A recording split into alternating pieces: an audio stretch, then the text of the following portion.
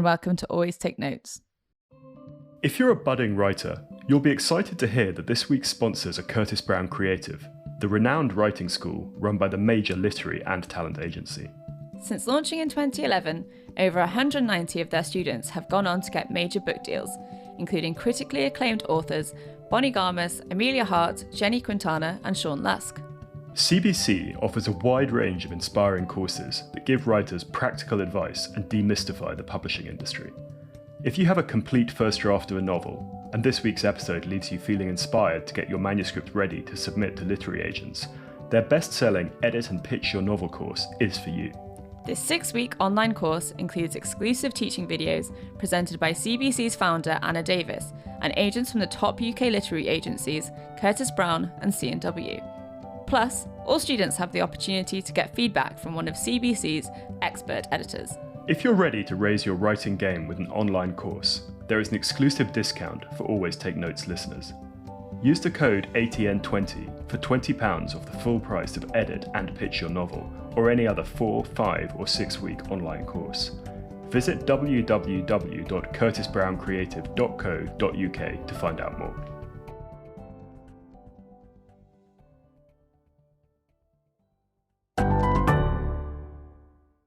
Hello and welcome to Always Take Notes.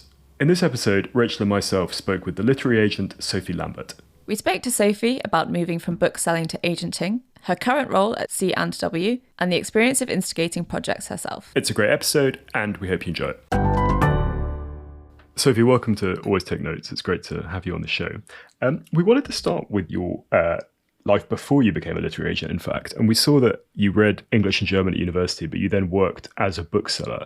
Could you tell us about how that came about and what you learned from that experience that you've taken into your subsequent career?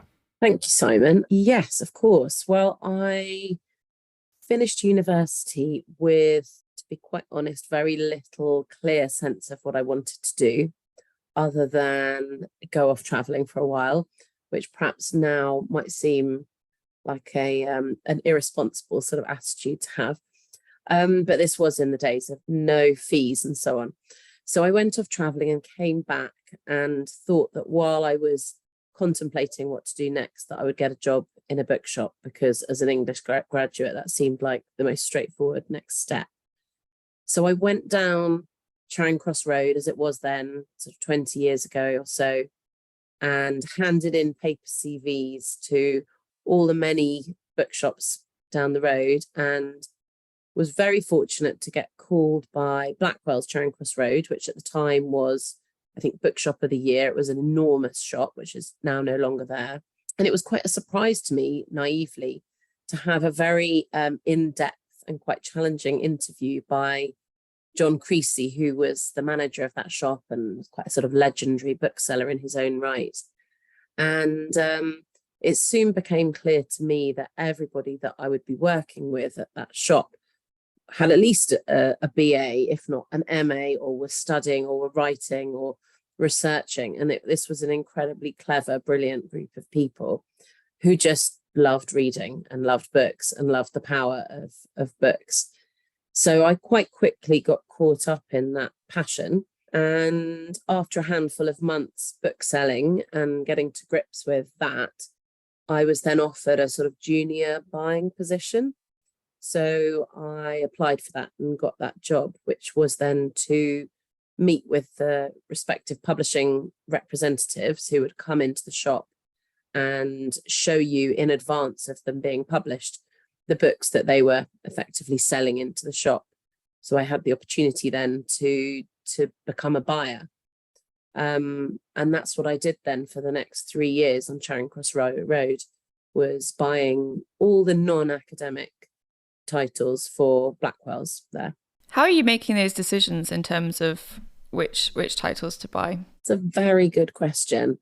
Partly I would be, initially I was sitting alongside colleagues, experienced colleagues, who would give me pointers as to the sorts of demographic and the kind of books that would sell in that particular shop. And remember that this was still at a time when Blackwell's and many of the other independent shops at the time were able to buy on a store-by-store basis. So they were able to really cater for the customers who came in that particular shop. And we were still given lots of advanced proof copies by the publishing reps. And we spent a lot of time reading those advanced books and deciding individually which books we would want to promote, which books we fell for personally. And we wanted to press into the hands of the customers who came through our doors. So a lot of it was driven by taste and instinct and responding to what had sold. And of course, you know, you've got very good records on a very antiquated computer system, but still records of previous sales and how that looked over the last few years and so on. But I remember really distinctly being given the first Harry Kunzru book, The Impressionist, and falling in love with it and making a conscious decision that I would set out to sell the most copies of any bookshop in the country of that particular book. And I did.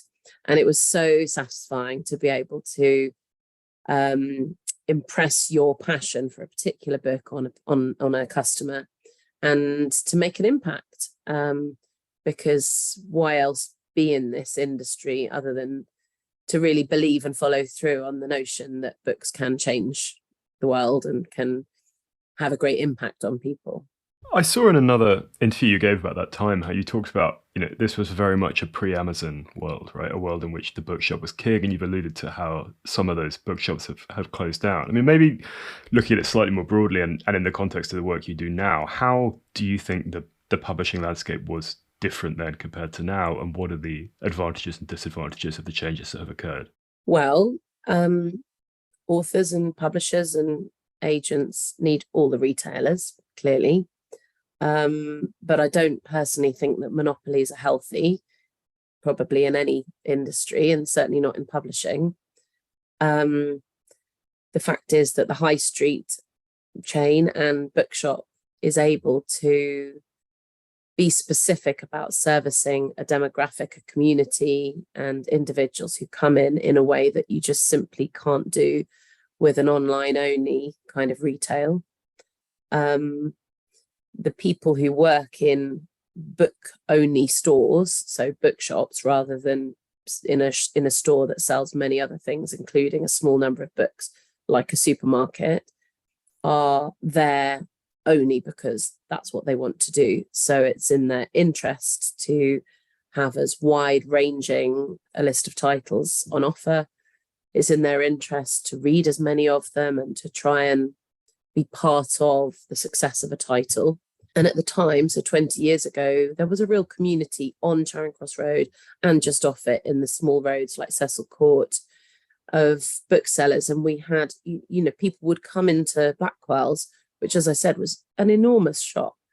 And if we didn't have it, we would always direct them to Foyles or to Waterstones, or later on to Borders when it was here for that short period, or to really specialist independent shops. So there was a sense that if we didn't have it, somewhere within 5-minute walk would have that book for you.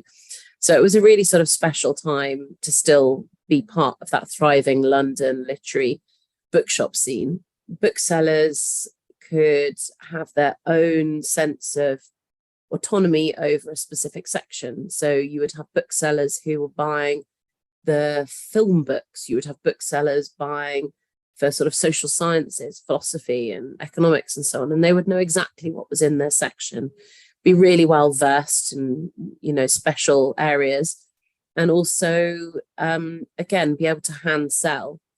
And that's not to say that that doesn't happen now, because there are many independent bookshops, and actually within the now, you know, fairly substantial Waterstones chain, which includes Blackwell's and Foyles now, there are lots of individually brilliant booksellers, but still it's the case that 60% of books are bought online, and to have that monopoly by those online or that online retailer of Amazon doesn't feel like a very healthy thing for the market, because readers and customers just aren't able to visibly browse in the way that they used to be able to. So exposure is minimized, I think, for an awful lot of books. And it's just gradually led to this sort of polarization And we used to think of the market as being perhaps 20% of the authors making 80% of the financial return. And now it's really gone to more of a 10% of authors making 90% of the return. And obviously there are wonderful, sort of success stories and magical stories about small presses. And we'll go on, I'm sure, to talk about some of those examples. But the polarization is just not healthy, as it wouldn't be really in any kind of business. So I see that as being a sad thing, really, if I'm honest.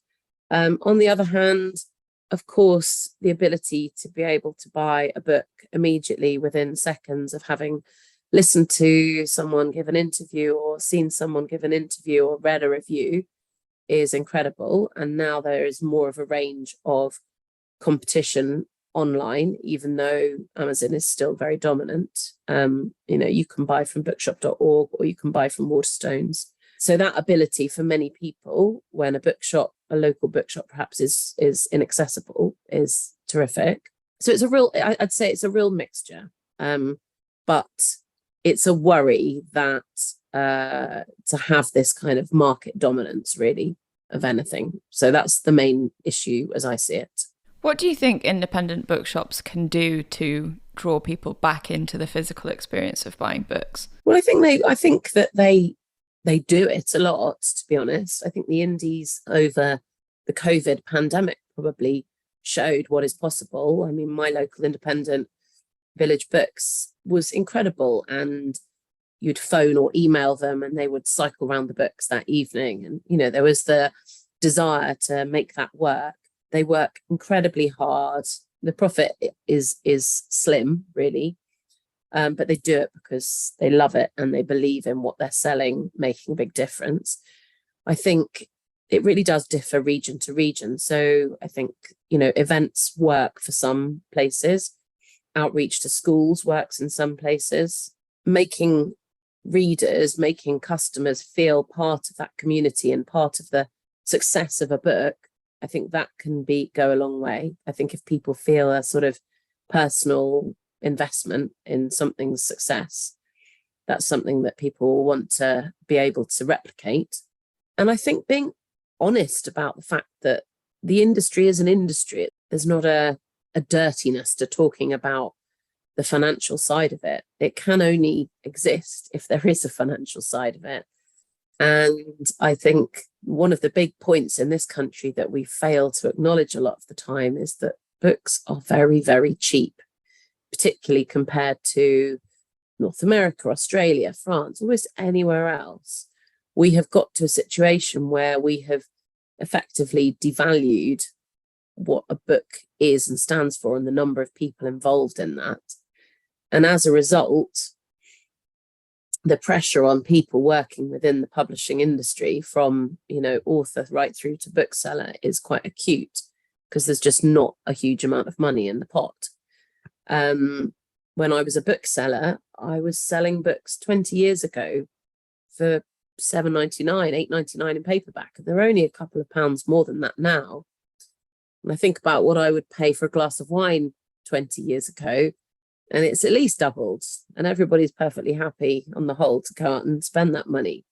So, I completely acknowledge and respect that we're in a very tricky financial situation at the moment.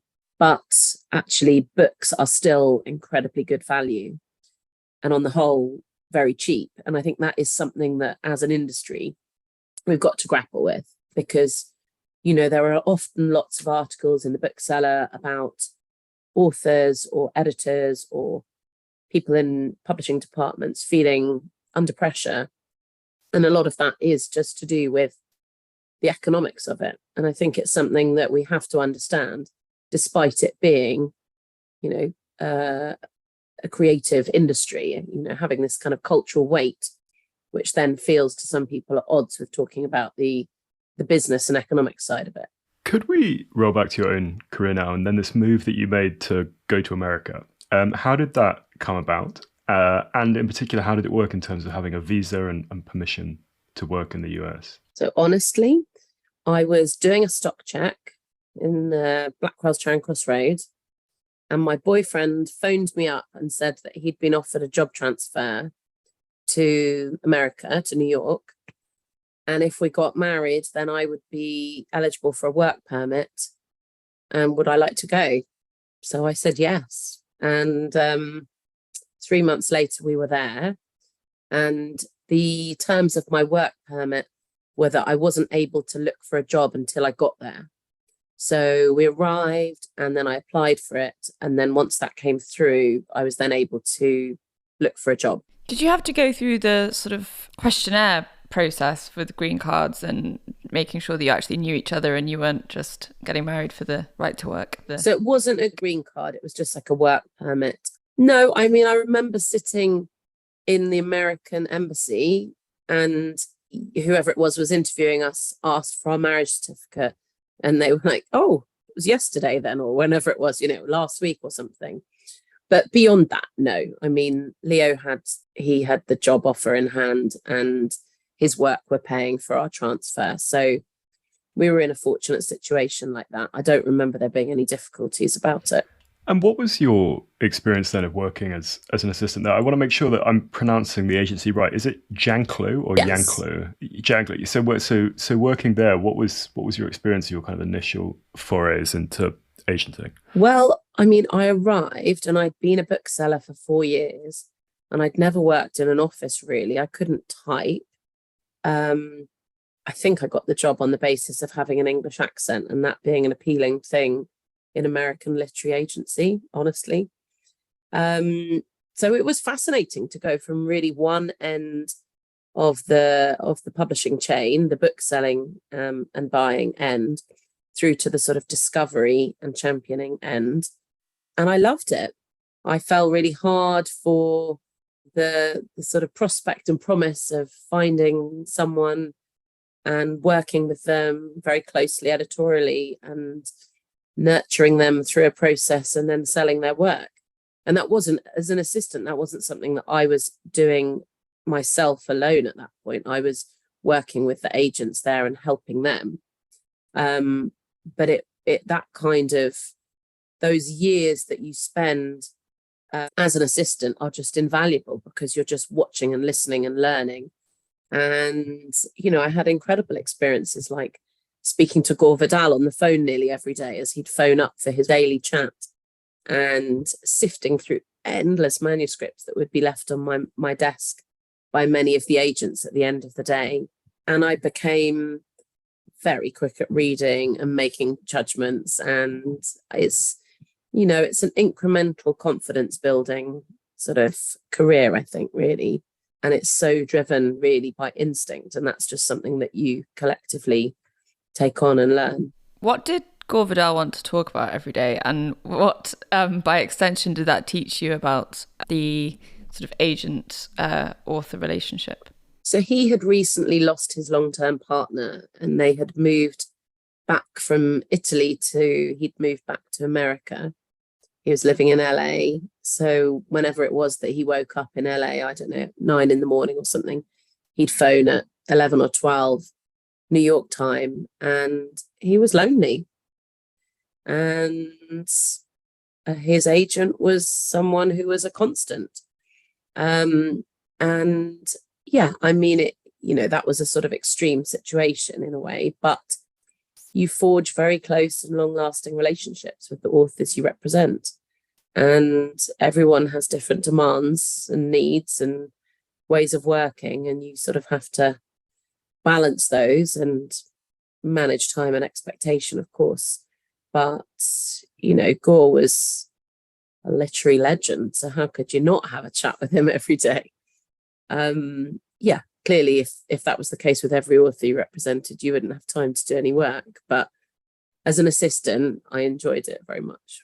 Kind of on the same subject, do you think it's reasonable of writers, who perhaps don't have Gore Vidal's stature or fame, to expect to have a kind of quasi-pastoral relationship with their agents? Or do you think that's, an unhelpful or an unrealistic expectation to go into that relationship with? Honestly, I think it really varies, agent to agent and author to author. Every author needs and wants a different kind of relationship, if I'm honest. And It's a very personal relationship, in the sense that I think the key things are having a shared vision and shared ambition. And sometimes that means that you may work extraordinarily closely editorially, and you naturally then just, that unfolds into a friendship. And that's the way I think people work anyway, in any kind of industry. It sometimes just evolves like that. So it's very personality led. And I think some authors very much like a clear and distinct distance from an agent, and for it to be just very professional and straight. And some agents like that too. I feel like it honestly just differs on a case by case basis. So I don't think there should ever be an expectation that that level of pastoral care will be there. And of course, it is not your responsibility to manage someone's life. It's your responsibility to try and get them the best possible deal, to help guide them to get their work in the best possible state, and offer choice and yeah, I think good guidance. But inevitably, sometimes pastoral care comes into that too, because we're all human. And then after your stint in New York, you moved back to London and started your own list. We've had discussions with other agents on the show, and they've said a similar thing in terms of making that step up from assistant to agent or associate. It's helpful to move agencies because it's a sort of fresh start, and you're seen therefore as just an agent rather than someone who previously had a sort of administrative role. Was that part of the motivation for you as well, or was it just a case of logistics and needing to come back to the UK? It was just logistics, really. I decided that I wanted to have children, and I didn't really want to have the 6 weeks US maternity leave and the 10 days holiday and be far away from my family. So those sort of logistics jumped in the way quite practically. And I think I felt that we'd lived there for 3 years, which was a good amount of time to feel as though it had got under your skin without feeling alienated from coming back home. And so I did that. And a friend of mine had opened a very small, local to me literary agency. And whilst he couldn't really offer me a job, what he could offer me was good guidance and use of all their kind of back office. And I was able to walk down the road to Brixton and go to use a space away from having a small child. So I did that on a very ad hoc basis. And honestly, I just worked incredibly hard in the evenings and at the weekends and whenever I could squeeze in a bit of time here and there. And I built a list, which now sort of strikes me as a really very ambitious thing to do from nothing and having no sort of reputation within, London publishing really. But I just worked really hard and had a clear sense of what I wanted to do and the sorts of books I wanted to try and represent. And it worked. And I think my very first book deal that I did was with Tim Spector, who has just recently published his 5th book, Food for Life, which has been a huge bestseller. And he has become something of a sort of household name with his COVID symptom tracker app during the pandemic and the Zoe app and so on. But that was my first formal book deal that I did alone. So we always ask about money on the podcast and how that side of it all works. So when you were doing that, is that right? So you were not salaried, but you were on a kind of eat what you kill arrangement, or how did that piece work? Well, it's the same basis that an associate, someone who's on an associate basis would work.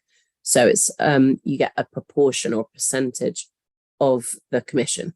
And then I wondered how you found clients, particularly at that point, but also, by extension now. And I saw that you set up a prize to help sort of get new people through the door. Could you talk a little bit about both of those pieces? Sure. So back then, this was sort of 12 years ago or so, I knew that I had to show off something different in order to attract people, because I wasn't an established agent or with a big agency. So I set up a prize for unpublished authors, but their manuscripts didn't have to be complete. So I sifted through hundreds and hundreds of them alone, and I found some really great ones, actually. And one of those books was a partial. It was, I think, around 30,000 words at the time, and it was brilliant. And I love voice-driven fiction, and it had a very distinct voice. And I phoned up the author and said I thought it was extraordinary, but that I thought it was really very short. And he said at the time, well, I think that's probably just it, really. That's as long as it's going to run to. But we met up and discussed, and I had some ideas, and obviously he had some. And he went away and wrote more, and we back and forthed a little bit. And I remember distinctly him sending in the full draft, and I was quite heavily pregnant with my second child, and sitting down to read it. And I read it in one sitting and sobbed my heart out. And my husband sort of looked at me, and he then read it and sobbed his heart out.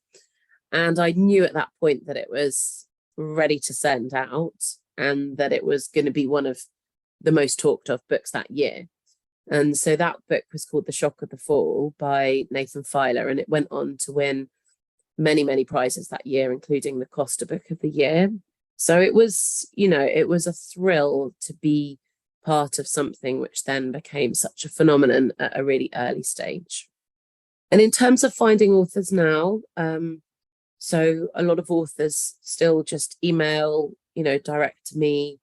My email is on, my website page or the agency website page. We're all pretty easy to find. And most of the time I'm open for submissions. If I'm closed, it's because I've got too many manuscripts to edit at that time. So I take a pause. Lots of the manuscripts that I take on are still taken on in that kind of traditional way.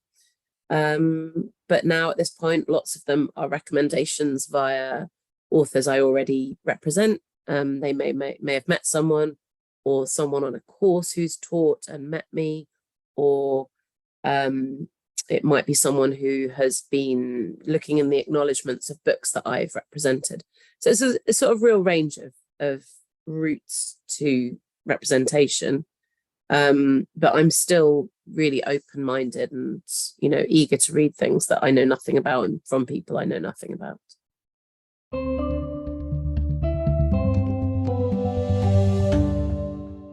We wanted to draw your attention to our crowdfunding page on Patreon. If you've been enjoying Always Take Notes, please do consider supporting us there. It helps us to keep the podcast going. If you support us on Patreon, you can get a great selection of rewards, including a shout out on the show and a selection of successful magazine pitches. Thanks again for supporting Always Take Notes.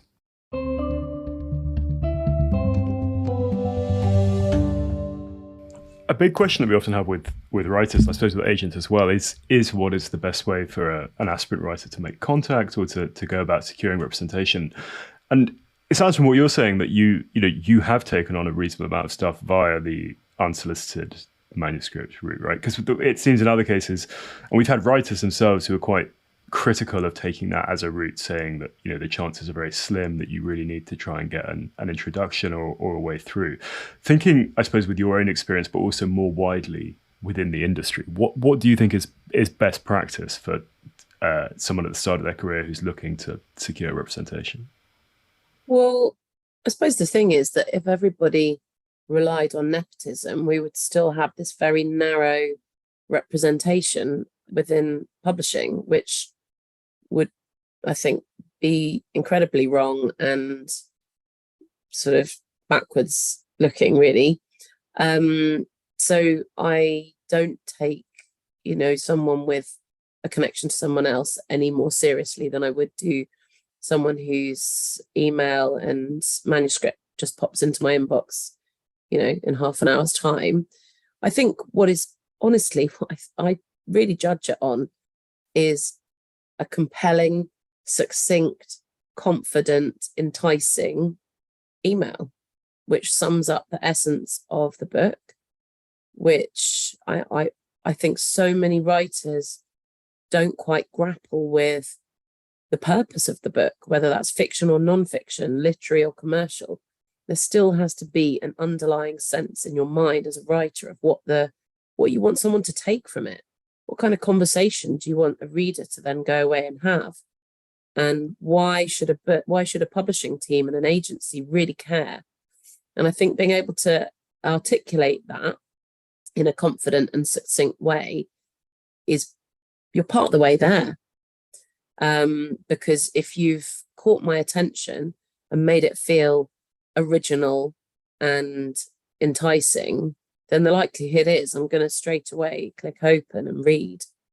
And I think people don't quite realize that that's such a fundamental part of it, and so often neglect to spend time on that, and neglect to really contemplate and interrogate themselves, what it is they're writing, what lies at the heart of that story. Because everyone else along the line, every other person involved in the chain of publication will have to be able to articulate that. So if as a writer you can't, you're on, shaky ground, I'd say. So that is my single biggest suggestion to anyone seeking representation, is to make sure they know exactly how to sum up the heart and the essence and purpose of their book. Does that link back to your book buying days, do you think, when you were being presented with these sort of reams and lists of books that are coming out that you had to make quick decisions about, that the ones that you could quickly grasp the sort of essence, as you say, of them, those were the ones you would go for? I think often, because, they can be experimental or voice-led, the form doesn't matter.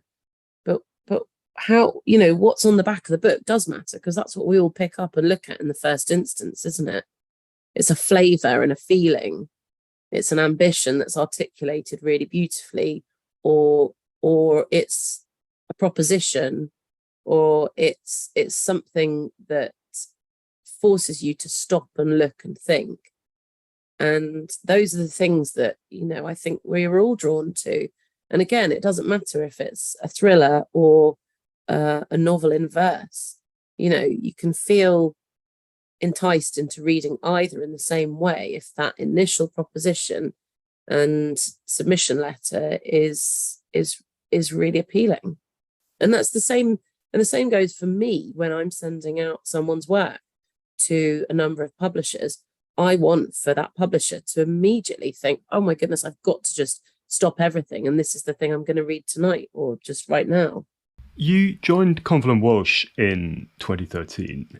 How did that come about? And then also, what was going on? What stage was that in the sort of union between Convil & Walsh and Curtis Brown? What point in that progression did you join up? So I was looking to move to a bigger agency with a lot of other agents, really, and more back office and different kind of support for my authors and for myself. And Claire and Patrick, who had set up the agency, had already begun talks with Johnny Geller and Curtis Brown.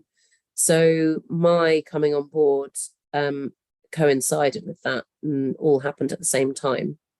So I think, in fact, it was sort of announced, I don't know, maybe the same month even. So I was aware entirely that I was joining not just Convil & Walsh as it was then, but Curtis Brown. What's the relationship between the two agencies like in practice? You share offices, is that right? Yeah, we are wholly owned by Curtis Brown, we're now wholly owned by United Talent Agency. And the way I see it, that C&W, as it's now evolved, Patrick left, and so we became C&W, is a little bit like having an imprint within a publisher. So we have our own rights team, and we operate distinctly within the business, but we are also sharing everything in terms of our office and legal and account and support systems and media rights systems and so on with Curtis Brown. So I sort of think, I feel like I've got the best of both worlds. We have a really collegiate tight team at C&W, which feels still like a kind of boutique-y aspect to it. And then we've got the weight and power of a of a big agency behind us, which is very useful, particularly when it comes to legal and contracts and media. Another question that often comes up when we talk to writers and agents is the relative merit, again, particularly at the start of your career, of having a kind of young, hungry agent who may not have that much kind of established name in the industry, but is really on the make and is likely to have quite a lot of time for new writers, and someone who is much more established, who's much more of a name, but who you're going to get less of their bandwidth. You alluded earlier to, when you came back to the UK and kind of made a standing start of it. But what do you think of the relative merits of those two models? I mean, it's difficult because I feel like I'm neither the sort of, I don't know, I still feel like a kind of newbie, really, if I'm honest. It's sort of, maybe that's just something that never goes away. And I'm always hungry and always hope that I'm eager to work with new writers. I mean, admittedly, I have more authors on my list than I had to do a decade ago, but I think probably I can also make quicker and more decisive decisions and feedback and feel more confident about doing so. And I feel like I can also quite easily reach the people within the publishing world who can make books work in a big way. And so much of the business is about matchmaking, and it's really important to have a great rapport and respect within the industry. So that's something that you build up over a period of time. But equally, of course, there are, young agents who don't have many clients on their hands and are able to sometimes offer up a huge amount of time. It really, again, differs on an author by author basis, but an awful lot of the books I work on, particularly non-fiction, they start with a conversation in my office or elsewhere, and we build a proposal from start to finish, and we do drafts, and there's no expectation on my part that everything comes polished and perfect to me. And in fact, I think I have only ever taken on one thing that I have not changed editorially. Could we now talk about some of the books that you have taken on that you sent over before the interview? So maybe if we start with Black Butterflies, a novel, how did that, if you just walk us through how that came about, the process of getting it ready to send out to publishers, and then how you landed on Duckworth as the best home for that book? So this is a book which is set during the siege of Sarajevo and draws heavily on the author Priscilla Morris's own family story. This came to me via a recommendation. She had a friend in publishing who recommended several agents, and I don't remember how many offers Priscilla had of representation, but there was certainly more than me. Anyway, we got on very well, and I gave her my sort of editorial suggestions. And as I said earlier on, that kind of shared vision is really crucial. So I believe that from the outset, we wanted the book to be the same thing and to stand for the same thing. So Priscilla and I went back and forth, not for a huge amount of time, probably for maybe 5 months, and did some editorial work. I then sent it out. And this was in the kind of COVID pandemic days when I think so many people were struggling to concentrate or find time. And in any case, the book was not picked up by any of the mainstream big traditional publishers. So I went and sent it out to some smaller publishers. And one of those smaller publishers was Duckworth. And at the time, or just before my sending it, Rowan Cope had joined, who had worked at many big mainstream publishers, and took with her a huge amount of experience and knowledge. And she immediately fell in love with it and totally got what Priscilla was doing and what I loved, and published it beautifully.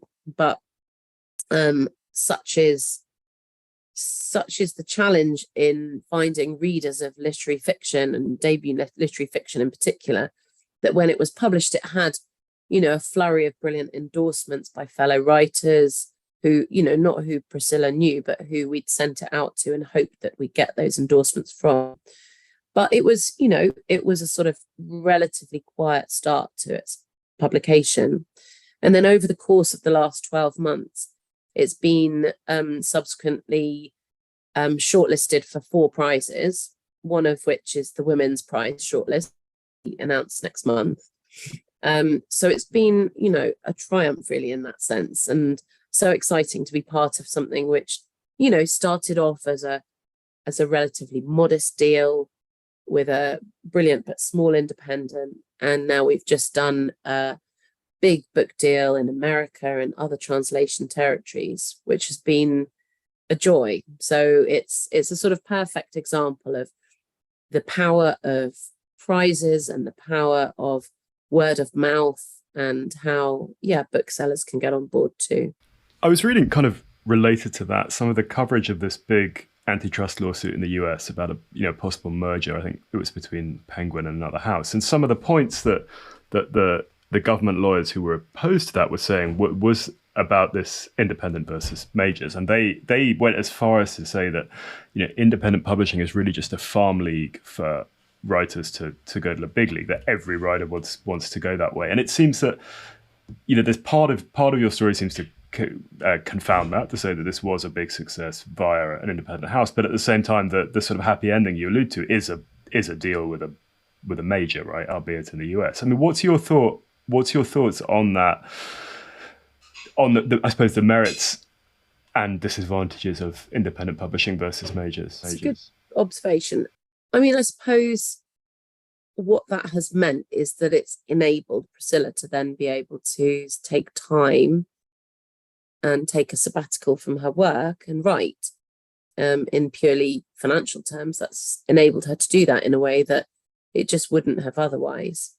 But that's not to say that when an author is successful with an independent publisher that you would want to move them for their next book. She hadn't been published in America before, so this is a new deal, and Knopf, which is part of Penguin Random House in the States, will publish Black Butterflies next year, so it won't even have been published there. So I suppose my point is that she will have a different experience on both sides of the Atlantic, but the fact is that the independent publisher here was the one that helped ensure that success. So I think there should always be, a noted loyalty on that part as well. I mean, it's so much relationship based, and I very much believe that it was Rowan at the helm, pushing forward. It was her championing that at Duckworth, which helped enable the success. But having said that, clearly 4 different groups of judges at prizes decided that too. So there was a kind of consensus really. But I see the value of independent publishing as being enormous. I mean, I suppose on the bigger end of indie publishing here in the UK, Faber is one of the finest publishers. They champion their authors incredibly well. They publish impeccably. They pour so much energy and care and love into the authors they publish. Many people would rather be published by them than one of the huge conglomerates. And can we move on to another book as well that you sent over, Christy Watson's The Language of Kindness, which is a sort of medical memoir. Where was the genre sort of at that point when the submission came in? So the submission did not come in. I met Christy, and she'd previously written 2 novels, and she was looking for an agent who could represent her both for fiction and non-fiction. And she said to me, I'd like someday to write about nursing, but I just don't know where to start. And so I said, well, we'll write about your world. It's there in your mind. And so often I think people think that what is just commonplace and everyday for them is not interesting enough for everybody else.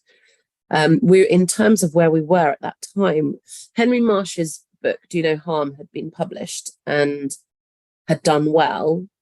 And I think there had been a small number of other medical memoirs, if we sort of call them that. And I had been very consciously thinking about the need for a nurse and a female nurse, and to something to counter the very kind of male and slightly macho stories that those medical memoirs seem to largely exude. And I say that with a lot of respect for Do No Harm, because I thought that was a great book. And Christy and I talked about what that book could be and how it would be taking the reader by the hand and pushing open the doors of A&E, and in a dramatic and loving way introduce them to what a nurse does on a day-to-day basis. So we kind of built that world, over the course of several drafts. And it was so clear to me that she would be able to do that with ease and grace and beauty, and it would be profound. And it was published, and around the same time that Adam Kay book, This Is Going to Hurt, was sold. And that was published first. And he had already got a sort of relatively sizable following from his comedy. But establishing Christy, it felt quite straightforward, really, because I think there was such a desire and an openness to understand what it was like to be in those shoes. And she does it with such immediacy and eloquence that it immediately became a bestseller. And then, in paperback went on to become a #1 bestseller. When you send a proposal out to publishers and it does generate a lot of interest, do you have a sense of to what extent that's a function of what is in that particular package, and to what extent it is a basis of your reputation that you've established over a longer period of time of bringing work that is successful to the table? So put another way, if an editor sees like email from Sophie Lambert, is like, I want to read this because it's from Sophie Lambert, or it's because of what's in the email. We had another agent on who talked about having she said, when I send things out, publishers read it really quickly, and they do that because of the reputation that I have built up over a period of time. I mean, that's a sense of the thing that's getting stuff. It's a balance. Yes, I would like to think that my submissions are prioritized and read pretty much immediately, of course. And I work incredibly hard to ensure that they are of the very highest quality. And I will always take the time to do an extra draft. I remember with Christy, just about to send it out, and at night, I just thought there was just one little thing missing in my mind, and I couldn't quite establish what it was. And then I realized, and I phoned her up and I said, I just need you to write one extra paragraph. And the balance of it somehow was right. So I will always go the extra mile in terms of pushing a writer to fulfill its, the proposal or novel in terms of its promise. But no, I mean, it has to be that the material is first class. That has to be the most important thing. Of course, if that's then accompanied by a really persuasive letter and a passionate agent with a good track record, then I'm sure that must help. But, it's no good me sending something half-hearted or second-rate out. I would be kind of disappointed, really, if that was the route. And I want my author's work to be prioritized, but I want it to be prioritized not because of me, but because of it being brilliant. How unusual is your sort of fastidiousness in terms of working with the author on the material? We've had sort of a range of answers from agents on the show about how much work they will do editorial on manuscripts and proposals. So at C&W, I think because Claire and Patrick founded the agency with, a handful of authors, it was all about nurturing and all about development and all about quality. So it's sort of I don't know, I think it's just an innate part of all of our approach towards agenting is to be very hands-on. It's also really enjoyable. So I'm surprised when people don't do it, just because I think it's incredibly satisfying, but also intellectually very stimulating. It does differ. Some agents just feel like that's not their forte and would rather, go all out and do just impeccable sales pitches. I mean, I would hope that I'm able to do both. I think that sending out a small number of excellent submissions is far, far better for me personally than sending out many and hoping that some of them work. So, I see it as my duty to ensure that the work that the authors present the publishers via me is top quality. So even if that means being difficult on them and going back and taking more time, I'd rather do that personally. And with your pay structure now, is it a mixture of salary and commission? Because the other thing that we heard in another... No, I'm on a salary. But do you have a bonus though? Yeah. Yeah. Because the point that we heard in some other interviews is that in the US, it's more common for agents to be on a pure commission basis, particularly as they're more senior. I mean, that wouldn't be an option at our agency. I think, it's a big agency and there needs to be a kind of precedent. And we all do benefit hugely from the sort of support system that the agency offers, both the authors and us. So, yeah, I mean, it's very largely salary based. Presumably that also helps in terms of managing the amount of commissions and things that you've got going out at the time. You're able to focus on quality because you're not keeping one eye on what your income might be from commission. Yes, although... So I meant submissions in the first case, not commission. There's an expectation, obviously, that comes with being part of a team like C&W or Curtis Brown, that you will continue to strike excellent competitive deals and bring in good money for your authors and commission for the agency. So there's certainly an expectation for that. I suppose it's different than if you're self-employed or working on a commission-only basis. But personally, having done both, I like the stability and I like the support that I get as a result of working there a lot. We're coming up against our time limit now, but a final question for me would be about this point of generating ideas, yourself. So, like you mentioned with the nursing memoir, how common an experience is that for you, and is that something that you enjoy doing? I love it. It's really fun. I wouldn't, so for example, with that, it's more encouraging someone and having those conversations so that someone feels confident enough to write about something specific. And sometimes it's about approaching someone and saying, have you thought about writing this? But sometimes it's also about trusting your instinct. And if a proposal comes in and the writing is great and the subject is great, but the structure or the approach don't feel right, it's about saying that and maybe starting over again. And I've done that quite a few times. And some authors don't feel like it's the right thing for them, which I really respect.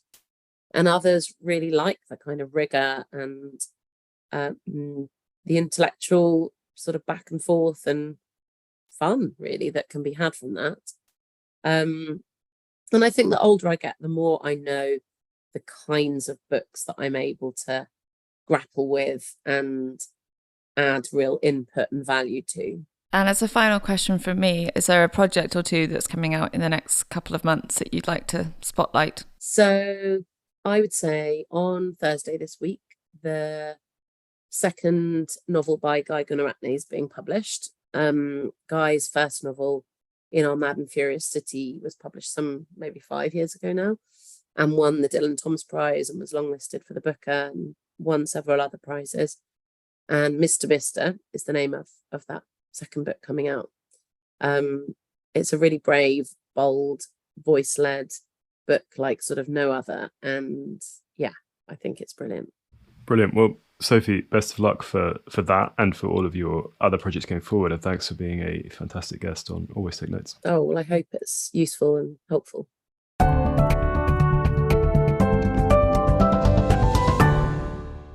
that was the Always Take Notes interview with Sophie Lambert. She's on Twitter at Agent Sophie L, and you can read more about her list at cwagency.co.uk/agent/Sophie-Lambert.